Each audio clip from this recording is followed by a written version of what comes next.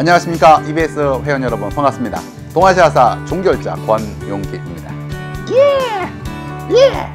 네, EBSI 끝까지 함께합니다. 끌끌끌끌. 자, 여러분 동요하지 마시고요. 우리 일주일 동안 또 열심히 또 삽시다. 그동안 여러분 1년 동안 열심히 살았는데 뭐 또 일주일 뭐 열심히 못 살겠습니까? 끌끌끌끌. EBSI 끝까지 함께합니다. 저도 함께합니다. 자, 이번엔 여러분 이제 우리 파이널 체크라고 하여서 25분짜리 2개로 해서 동아시아사에서 여러분들이 다시 한번 정리해야 되는 사건들, 바로 동식이죠. 이 뭐 압도적으로 가장 많이 나오는 주제가 되는 거고요. 또 여기서 또 순서도 여러분이 다시 한번 좀 정리할 필요가 있습니다. 자, 그래서 끝까지 함께하는 이 코너 파이널 체크에서는 동아시아사 같은 시기인 사건 총정리 첫 번째 그리고 두 번째 순서를 마련하였습니다. 자, 같이 한번 가도록 해봅시다. 자, 우선 춘추 시대예요. 춘추 시대 때 우선 중국에서 있었던 일을 알고, 이런 중국에서 있었던 역사에서 다른 적은 어떤 일이 있었느냐라고 하는 것이죠. 자, 우선 신분보다 능력을 중시 여기면서 뭐 유가, 뭐 법가, 묵가, 병가와 같은 제자 백가가 형성이 되었죠. 그래서 사계층이 성장이 해서 이제 여러분 어떻게 보면 그 동아시아의 직업군이라고 할 수가 있는 사농공상이라고 하는 직업군의 그 사가 딱 형성이 되죠. 경제 발전에서는 일단 청동기에서 철기 시대로 넘어가면서 철제 농기구가 드디어 사용이 되고 우경이 시작이 되었던 것이 춘추 전국 시대 때의 중국의 모습이죠. 또 이런 속에서 토지 사유화도 진전이 되고 농업 생산력이 높아진다는 것은 그에 기반한 바로 쌀을 농업사에서는 이제 쌀이 바로 상품이니까 그런 거에 기반을 둔 상업이 발달하게 되면서 동아시아 최초의 화폐들이 등장을 합니다. 그것이 바로 도전과 포전 같은 것이죠. 또 진나라 같은 경우에는 상항의 개혁 속에서 군현제가 설치가 되는 게 춘추시대의 모습이에요. 그러면 같은 동시기 때 타 지역에서는 어땠느냐. 우선 고조선 같은 경우에는 춘추시대 때는 아주 많은 나라가 있죠. 물론 오패라고 해서 5개의 큰 나라가 있지만은 많은 나라가 있다면 전국시대 같은 경우에는 거의 진나라가 통일하기 직전에는 7개밖에 남지 않죠. 그게 전국칠웅이라고 할 수가 있는데 그 7나라 중에서 연나라와 그 대립을 했던 게 바로 고조선이죠. 자, 그리고 고조선 같은 경우에는 전국시대의 연나라와 대립을 하면서 싸우면서 또 배우는 거죠. 그래서 패러디를 하게 돼요. 그래서 왕칭호를 쓰게 되고요. 전국시대의 왕칭호를 고조선도 하게 되죠. 그리고 관직이 있게 되죠. 뭐 상, 대부, 장군과 같은 관직이 있고요. 그리고 이때는 위만조선이 아니다라고 하는 게 포인트죠. 진안교책이 끝나고 나서 한 초기 때 위만조선이다라고 하는 것. 베트남에서는 이 시기 때 반란국에서 어우락 왕국으로 바뀌게 됩니다. 안정부엉이 건국했고요. 일본 같은 경우에도 드디어 이제 신석기 조몬이 끝나고 금속기 시대가 열려요. 바로 청동기 시대, 철기 시대래 금속기 시대를 할 수가 있는 야요이 문화가 형성이 되죠. 자, 이게 춘추 전국 시대 때 중국과 그리고 타 지역에서 볼 수 있는 모습이 되겠습니다. 자, 이제 진안교체기의 동아시아사도 다시 한번 정리해 봅시다. 진안교체기라고 하면은 이제 진말, 진성과 오광의 남부터 해서 한 초기, 한 고조 때까지의 모습입니다. 기원전 3세기부터 이제 2세기 정도에 걸쳐져 있는 것이 진안교체기죠.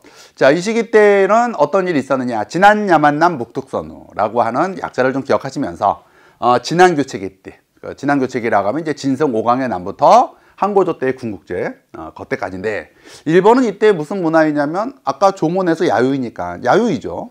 다음에 진한야, 야 본 거고, 다음에 만주 한반도 지역에서는 그 한고조의 친구였던 노관이라고 하는 사람이 군국제였을 때 연나라의 군주였죠. 그러다가 흉노 땅으로 도망가고 그의 부하였던 위만이 고조선으로 도망오면서 준왕을 내몰고 정권을 찬탈하게 되죠. 이게 바로 위만조선의 성립이죠.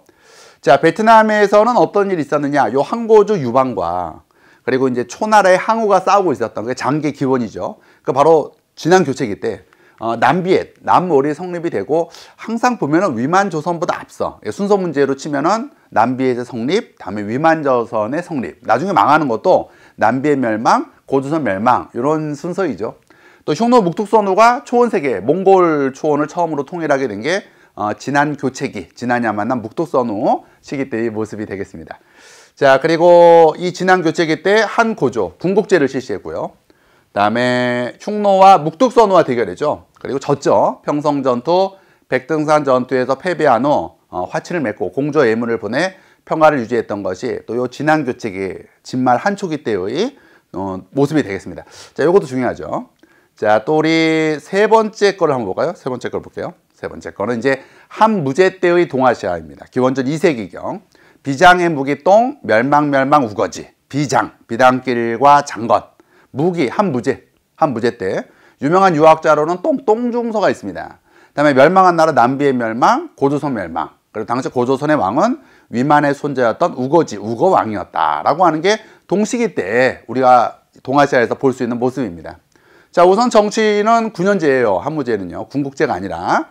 그리고 똥중서의 제안으로 유학이 관학화되죠. 그래서 유학교육 기간 태학이 만들어지고, 그리고 오경 박사를 두죠. 이때는 이제 훈고학이라고 해서 한당 유학, 훈고학이라 하여서 오경을 중시하겠죠. 오경이라 그러면 시경, 서경, 역경, 얘기, 춘추를 얘기하죠. 성리학은 사설화 하여서 논어맹자, 대학, 중용을 중시하고요. 자, 그리고 효렴을 덕목으로 하는 향거리선이라 하는 그 일종의 천거제도가 있었습니다. 그리고 율령의 드디어 법가와, 원래 이제 율령은 법가였죠. 그러다가 동중서의 제안과 한무제의 받아들임으로 육아가 결합이 되는 것이 바로 동아시아 율령의 두드러진 특징이 나타나게 되는 게 바로 이 시기이죠. 율령 격식이 완성된 건 수나라 당나라를 거치면서 당태종 때 정관에 치이고요. 자, 군사면에서는 흉노 공격을 위해서 장건을 대월제에 파견했던 게 바로 한무제 때 일이며, 그리고 이 과정에서 비단길이 개척이 되었고, 그리고 남비의 먼저 망하고 한구군이 힌트죠. 그리고 한사군이라고 하는 단어에서 고조선이 망했구나 라고 하는 것도 여러분 힌트를 알아줘야 돼요. 그 다음에 경제에서는 상공을 통제했고 소금과 철을 전매하였던 것이 한무제 때의 또 중국에서의 경제 상위죠. 자, 다음 걸 한번 보겠습니다. 이번에는요, 기원전은 다 끝났고 1세기 동시기 때, 1세기 때의 동아시아사 알게요. 일단 그 기원전이 전한이고요. 기원 후에 신이라고 하는 나라가 있어요. 왕망이라고 하는 사람이 이제 전한을 멸망시키고 신이라고 하는 짧은 왕조를 세웠죠. 그래서 신을 기준으로 해서 앞에가 전한, 뒤에가 후한인데, 쉽게 얘기하면 기원전이 전한이고 기원 후가 후한이라고 생각해도 문제 풀 때는 아무 문제가 없어요. 자, 이제 후한이에요. 그러니까 이제 기원전이 아니라 1세기가 되겠습니다. 자, 1세기 때 이 후한을 성립했던 호족의 지지로 그 황제가 되었던 사람이 광무제입니다. 그리고 이 광무제 때의 동아시아인데, 우선 이제 고조선은 없어요. 고조선은 아까 한무제 때 망했으니까 이때 고는 누구이냐면 고구려입니다. 광고 노증. 그다음에 외노국, 그다음에 이제 증 자매 봉기가 있는 거죠. 자, 광무제, 그리고 고구려의 성장이 있었죠. 한군영과 싸우면서 성장하고 있었고, 또 후한 같은 경우에는 당시 이제 외노국의 금인을 하사했습니다. 일본의 역사에서 조공채뽕의 역사는 몇 번 없어요. 그래서 1, 3, 5, 15 이렇게 딱 4번이에요. 보면은요. 1세기 노국, 3세기 야마타이, 위나라로부터, 그리고 5세기 때 야마토가 남조로부터, 그 다음에 15세기 너무나 유명한 무로마치, 마푸가 명나라로부터 채뽕을 받죠. 자, 베트남에서는 짝증리 자매가 봉기를 하죠. 그다음 이제 후한에게 이제 진압이 되었고요. 이게 이제 1세기 때 또 동시기 때 볼 수 있는 모습이 되겠습니다. 자, 이번에는요, 4세기의 동아시아를 한번 보겠습니다. 4세기는 4416 야근 왕칼찍기라고 하는 약자를 좀 기억하시면서 4416. 여러분들이 이제 16시간씩 공부를 해야죠. 16시간 공부를 하고 밤을 16시간 공부 못하면 밤이라도 세워야죠. 야근해야죠, 야근. 그래서 좀 너무 졸리면 이제 왕칼로 찍으면서 여러분들이 밤 좀 공부를 해야 돼요. 16시간 정도 공부해 줘야죠. 4416 야근 왕칼찍기. 4세기는 46, 5호 16부. 5인데 그냥 4 비슷하니까. 그다음에 일본은 이제 야마토예요. 야마토의 성립과 발전이 있었던 시기가 4세기부터 7세기 때까지의 모습이죠. 그리고 4세기 때 백제가 전성기였는데 당시 백제 왕이 근초고왕이었고요. 그리고 야마토랑 백제랑 되게 친했죠. 그게 이제 4세기에서 5세기 초에 걸쳐져 있는 왕칼찍기죠. 왕인, 칠직칼, 아직기 이런 것들이 백제에서 일본으로 건너간 유명한 도레인들이 되겠습니다. 야마토의 형성과 발전에 기여했던 것이 바로 왕칼찍기. 또 이제 가야도 있어요. 스이키 토기 같은 것도 뭐 대표적인 야마토의 발전에 형성과 발전에 기여했던 게 또 가야인들이고, 그 과정에서 스이키 토기가 발전하게 되는 거죠. 자, 그러면 이 4세기 때 우선 5호 16국을 알리는 대표적인 것이 바로 무엇이냐면 영가에 있었던, 영가라고 하는 연호에 있었던 바로 서진의 멸망이죠. 서진이 망했어요. 흉노한테 망했죠. 이걸 영가의 난이라고 하죠. 화북에서 이걸 계기로 해서 5, 16국 시대가 개막이 됩니다. 오호라 하면은 흉노, 선비, 저, 갈, 강이죠. 그리고 한족들의 강남 이주가 있게 돼요. 물론 화북에도 많은 한족들이 삽니다. 그리고 강남으로 이주해서 지금의 난지, 옛날 이름은 이제 건강이죠. 건강에서 동지를 만듭니다. 건강한 동진이 이렇게 오시고, 건강은 지금의 난징이죠. 그다음에 한반도에서는 고구려와 백제가 성장하고 있는 가운데 특히 백제 근초광의 전성기였어요. 마한을 정복했고 요소에 진출했고 고구려에 공격했죠. 백제의 불교 수용이 있었는데 어디에서 수용을 했냐면은 동진으로부터. 고구려는 5, 16국 화북에서 저족이 세웠던 전진으로부터 수용을 하게 되죠. 자, 일본에서는 이때 446이 야마토다라고 하는 거죠. 야마토라고 하는 거고, 야마토국 같은 경우에는 두 시기로 구분할 수가 있어요. 4세기부터 해서 7세기가 야마토 시대, 야마토 정권이라 할 수가 있는데 4세기부터 6세기까지는 고분 시대. 그리고 이제 6세기 때 불교가 들어오면서, 백제로부터 불교가 들어오면서 고분은 이제 쇠퇴하고 불교 건축 문화, 즉 절이 많이 만들어지죠. 호루사 같은 거죠. 7세기가 그게 아스카 문화이죠. 그래서 야마토 시대 같은 경우에는 4세기에서 6세기의 고분 시대와 7세기 이후에 불교 문화로 상징되는 아스카 시대, 이렇게 두 시기로 구분할 수가 있는데, 이때는 이제 아직 우리 4세기 보는 거니까 고분 시대죠. 고분 시대. 아직 불교가 안 들어왔고 전방 후원 고분이 형성이 되고 발전했던 시기가 4세기 이후에 야마토가 되겠습니다. 그리고 많은 도레인들이 영향을 줬죠. 그 도레인들이 왕칼찍기, 왕인 칠찍칼 아찍기가 되겠습니다. 예. 자, 이제 우리 5세기의 동아시아를 한번 보도록 하겠습니다. 북위의 발전과 한화 정책. 그렇죠. 5세기 하면은 남북조 시대이며, 남북조 시대의 핵심은 또 바로 화북을 차지하고 있었던 선비족이 만든 5, 16국을 통일했던 바로 북위라고 할 수가 있습니다. 자, 5, 16국의 화북을 통일했죠. 화북을 통일하고 남북조 시대를 개막을 했습니다. 통치 정책으로는 토지 분배 정책이라 할 수가 있는 균전제를 실시하고, 이것은 훗날 수나라와 당나라로 계승 발전되죠. 그리고 한화 정책이라 하여서 아주 적극적인 호환 융합 정책을 폈죠. 그래서 부족제를 해체하고, 그리고 선비족들도 거주지에서 살락을 했어요. 이걸 무슨 제도라고 얘기하냐면은 삼장제라고 이야기하죠. 그다음에 불교를 장로해서 평성이 원래 수도였죠. 그러다가 이제 효문제 때 러양으로 천도했는데, 그래서 평성과 러양에 유명한 불교와 관련된 석굴사원이 있습니다. 우선 평성에는 뭐가 있냐면은 룽먼 석굴사원이 있고요. 그리고 죄송합니다. 예, 평성에는 윙가 석굴사원이 있고요. 러양에는 룽먼 석굴사원이 있는 거죠. 특히 윙강 석굴 같은 경우에는 그 대불이 황제의 모습을 본따서 만들었다라 하여서 호곡불교의 대표적인 사례가 되는 거죠. 자, 그리고 한화 정책을 취했고요. 수도를 말씀드렸듯이 평성에서 러양으로 천도를 하였습니다. 자, 남쪽을 한번 보겠습니다. 남쪽 같은 경우에는 수도가 어디냐면, 남쪽은 이제 송제양진을 얘기하죠. 송제양진인데 앞식이 있었던 동진과 마찬가지로 수도가 어디냐면 건강이에요. 난징이죠. 난징이 대단한 동네죠. 그러니까는요. 동진, 그리고 송제, 양진, 무려 5개 나라. 사실 앞식이라 할 수가 있는 3세기가 또 삼국시대잖아요. 3세기는 삼국시대라 할 수가 있는데, 위촉5 중에서 5나라가 건업이라고 하여서 지금의 또 난징이 수도였어요. 그래서 무려 6개의 나라, 그다음에 동진, 송제, 양진, 6조의 연달은 수도였던 곳이 난징이죠. 그러다가 언제 또 수도이냐면 명나라 때 그 초기 홍무제 때 또 수도였던 곳이 난징이 되겠습니다. 그리고 19세기 때 태평천국의 난 때 또 그 수도였죠. 수도였고, 또 언제야? 장체스 그 난징 그 북벌 국민혁명 중에 만들어졌던 것이 난징 국민당 정부가 되는 거죠. 그러다가 이제 중일전쟁 때 또 난징 대학살이라는 아주 역사적인 장소가 이 건강 난징이 되겠습니다.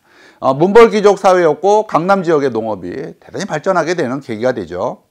자, 같은 시기 한반도와 일본. 우선 한반도에서는 고구려의 전성기를 상징하는 장수왕이 있습니다. 남북조 외교가 있었고, 남진 정책이 있었죠. 자, 왜 안 넘어가? 남진이 있었고요. 자, 한번 다른 거 볼게요. 백제는 그리고 웅진으로 천도하고 남조와 친밀했던 게 5세기 때의 또 외교 관계가 되겠습니다. 자, 이번엔 6세기를 한번 보도록 하겠습니다. 6세기는 이제 그 앞에서 봤던 북위가 갈라져요. 동위와 서위로 갈라지고 다시 북주와 북제가 되죠. 그리고 6세기 때 새롭게 떴던 북방민족이 유연을 멸망시키고 몽골 초원을 장악하게 되는 돌골이 되겠습니다. 그래서 돌골에 조응하고 부마국이 되기 위해서 경쟁을 했죠. 유연을 멸망시키고 대두했던 게 돌골이에요. 자, 그리고 고구려는 그 북조랑 친하고요. 백제 같은 경우에는 남조랑 이제 친했고, 특히 그 남조랑 친했다는 상징이 바로 양나라식 무덤이라 할 수가 있는 무령왕릉의 벽돌 무덤이죠. 자, 신라 같은 경우에는 백제의 중계로 남조와 교류하다가 진흥왕 때 나제 동맹이 결렬이 되면서 한강 유역을 장악하거든요. 그러면서 북조와 직접 교류하게 됩니다. 자, 그리고 일본은 이때 백제에서 불교가 와요. 백제에서 이제 불교가 오면서 7세기 아스카 문화가 꽃피게 되는 계기가 되는 거죠. 그게 이제 7세기 때의 쇼토쿠와 호류사가 되겠습니다. 이건 또 7세기 때에서 한번 보도록 합시다. 자, 이번엔 여러분 7세기 때, 동시기 때의 또 동아시아사를 한번 보겠습니다. 7세기, 중요하죠. 칠수당 시기의 동아시아사. 네, 여기서 잠깐 중간에 한번 해줘야 돼요. EBSI. 끝까지 갑니다. 여러분과 함께. 예! 나도 갑니다. 칠수당 시기의 한반도와 일본인데요. 일단 여기 순서 문제도 있어요. 의수, 문안, 빽빽, 발다. 이게 여러분 순서다. 알 수가 있습니다. 수나라와 당나라는 끊임없이 고구려를 공격을 하는데 그러기 위해서는 주변 국가와 화평 관계를 맺는 게 좋죠. 전쟁이라고 하는 것은 동시에 두 개의 전쟁을 일으키는 건 대단히 힘든 일이니까는요. 그래서 돌고래 의성공주와 같은 그 화봉공주를 보내고 그리고 수나라가 이제 쳐들어오는 거죠. 고구려로. 그게 바로 살수대죠. 그다음에 당나라는 당시 잘 나갔던 토본의 긴장 관계를 줄이기 위해서 문성공주를 화봉공주로 보내고 또 고구려 쳐들어가죠. 그게 문성공주 안희성 전투. 자, 그리고 이제 나당연합이 결성이 되면서 신라와 당나라의 백제 멸망.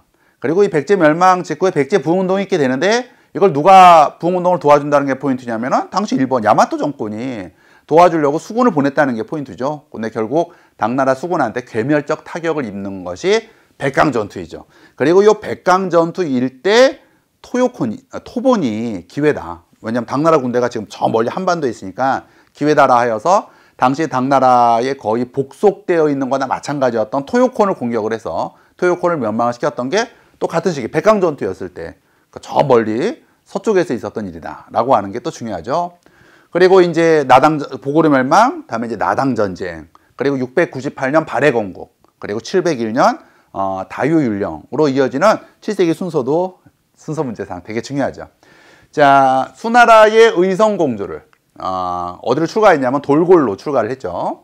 그리고 살수대첩이 있어요. 의수. 다음에 수당교체기 때 토본과 돌골이 성장을 했고요. 그래서 처음에 여러분 당나라 초기 때는 돌골의 신화를 자처한 바도 있었죠. 당태종이 때 율령격식이 완성되죠. 이를 정관의 치라고도 하죠. 당태종 때 그 치적을요.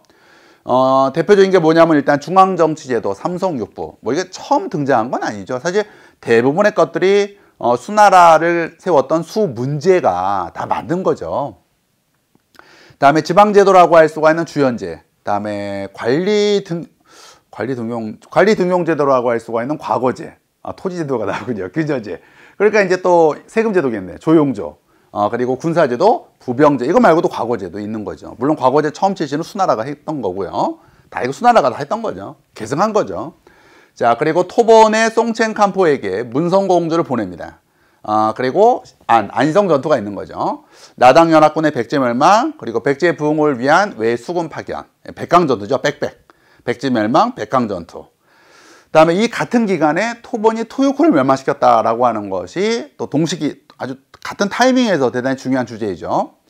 자, 그리고 나당연합군의 고구려 멸망, 그리고 나당전쟁, 매두성 전투, 기벌포 전투, 그리고 신라의 상호통일이 달성되고 그로부터 한 20여 년 뒤 바로 발해가 건국이 되고요. 다음에 8세기 초 다이오 율령이, 그리고 일본 이제 나라 시대가 이제 펼쳐지게 되는 거죠. 이건 8세기죠. 자, 8세기로 또 한번 연결해서 보자고요. 당태종 당시 동아시아, 우선 당태종의 업적은 한번 정리하는 게 좋은데요. 우선 정관의 치, 제시문에 여러분 정관 딱 나오면 당태종 때구나 라고 생각하시고, 율령격식이 완성되죠. 중앙제도, 삼성육부, 지방제도, 주연제, 토지제도, 균전제, 조세제도, 조용조, 군사제도, 부병제가 있습니다. 다음에 대외정책으로는 토본의 송첸칸포 왕한테 화봉공주를 보냈죠. 이제 문성공주가 유명하죠. 또 돌고리 복속되고요. 그리고 그러나 고구려 원정에 실패하는 안희성 전투가 바로 당태종과 관련이 있습니다. 그리고 이제 나당연합이 결성이 되지만은 당태종은 이 나당연합군이 백제를 멸망시키는 건 못 봐요. 이제 그 아들이었던 당고종 때 있었던 일이죠. 자, 다음에 동시기 때 또 여러분 현장이 있어요. 여러분 현장 보고 현장에 돌아와서 너 기획문 써라 라고 해서 현장이 그 당태종의 명으로 대당서역기를 쓰게 되는 거죠. 그리고 훈고학을 총정리했던 공영달이 또 동시기 때 인물입니다. 그래서 오경정이라고 하는 훈고학 집대성 자습서가 있죠. 예. 자, 이제 8세기를 보겠습니다. 당나라 신발 시대의 국제관계입니다. 당이었을 때. 이때 나라죠. 8세기가요. 그리고 신라와 발해가 있었던 시기인데요. 당의 세태 속에서 돌골, 발해, 토본, 위구르가 성장하지만 이 돌골 결국 망해요. 금방 위구르한테 망하게 되죠. 결국 8세기 때는 위구르가 강자이죠. 그 화봉공주 보낸 거죠. 그게 이제 하만공주 같은 사람이죠. 자, 발해는 무왕 때 신라 견제를 위해서 일본의 사신을 파견했고요. 당나라를 공격하기도 했습니다만 문왕 이후 친선 관계를 맺어서 당의 문화를 적극적으로 수용을 하죠. 동아시아 문화권에 편입이 된 거죠. 대표적인 당의 문화가 중앙정치제도 삼성육부, 또 장안성을 모방한 상경성의 주작대로 같은 거고요. 신라와의 관계 개선을 노력하느라고 신라로 가는 길이 있었어요. 그것이 바로 신라도이죠. 또 당나라는 발해 사신을 접대할 목적으로 산둥반도에 바로 발해관이 있었으며, 그리고 같은 시기 때 일본은요, 나라시대이죠. 나라시대. 다자이 후에서 신라 사신들을 등을 접대했으며, 그리고 신라와 발해를 조공구로 간주했던 것이 8세기 나라시대 때의 모습이 되겠습니다. 자, 이렇게 해서 여러분들과 함께 8세기 때까지 동시기 동아시아사를 한번 봤습니다. 자, 우리 마지막 주제로 세기별 한번 불교를 보도록 하겠습니다. 자, 우선 7세기 수당 시기 때 유명한 그 불교 문화로는 일단 일본의 아스카 문화가 있어요. 쇼토쿠 대자, 뭐 호루사 이런 것이 상징이며, 야마토 정권의 야마토 정권이 고분 시대와 아스카 시대로 구분할 수가 있는데, 그 고분 시대가 이제 끝나는 거죠. 전방 후원분이 쇠퇴하게 되는 게 7세기 아스카 시대 때의 일본의 모습입니다. 자, 그리고 7세기 때 유명한 승려로는 현장이 있는 거죠. 그리고 대안탑이 조성이 되었고요. 또 신라의 7세기 때의 승려로는 당에 유학을 하고 화엄종을 창시했던, 신라 화엄종을 창시했던 의상이 유명하며, 또 이 의상의 친구이고 아미타 신앙으로 불교를 대중화했던 원효가 또 바로 같은 시기 때의 인물이 되겠습니다. 현장의 제자가 의정과 다이탕탕인데 역시 같은 7세기 때의 인물이죠. 자, 이번에는요 8세기 때를 한번 보겠습니다. 당나라의 감진이 일본에 가죠. 일본에 가서 계율을 전파하고 이 과정에서 또 실명까지 하죠. 일본은 이 당시 나라시대였죠. 나라시대 하면 여러분 전국적으로 만든 코쿠분사를 비롯해서, 그리고 총본산이라고 할 수가 있는 도다이사가 있죠. 도다이사. 자, 그리고 신라인 해초가 인도를 순례하고 돌아와서 왕오천주 국전을 지은 때가 또 이 바로 8세기 때가 되겠습니다. 자, 9세기입니다. 일본은 이 당시가 무슨 시대이냐면 해안 시대이죠. 해안 시대이고, 해안 시대의 유명한 승려로는 엔린이 있습니다. 9세기고요. 당나라에 가서 돌아와서 유명한 입당구법 순례 행기를 썼는데, 또 중요한 게 여러분 이때 누구의 도움을 받았다는 게 중요하냐면 장보고 선단의 도움을 받았죠. 그리고 이제 체류 기간을 넘겨가지고 원래 이제 당나라에서 원래 쫓겨날 인물이었는데 장보고 선단이 도와줘서 바로 법화원에서 템플 스테이를 할 수가 있게 하는 일종의 혜택을 입고 돌아가게 되죠. 자, 그리고 돌아가서 일본 밀교의 시조가 됩니다. 그래서 해이안 시대 때 밀교가 확산되는 그 계기가 바로 또 엔린이라 할 수가 있습니다. 예! 자, 이렇게 해서 여러분들과 함께 포인트, 파이널 체크 포인트 저와 함께 세기별로 해서 시기별로 해서 한번 정리했습니다. 이렇게 여러분 EBSI는요 여러분들과 함께 끝까지 함께 합니다. 저도 함께 합니다. 모두 함께하는 수능 막바지 다시 한번 여러분들이 잘 보내시기 바라면서 끝까지 건강합시다. 수능 대박! 예! 예! 대박!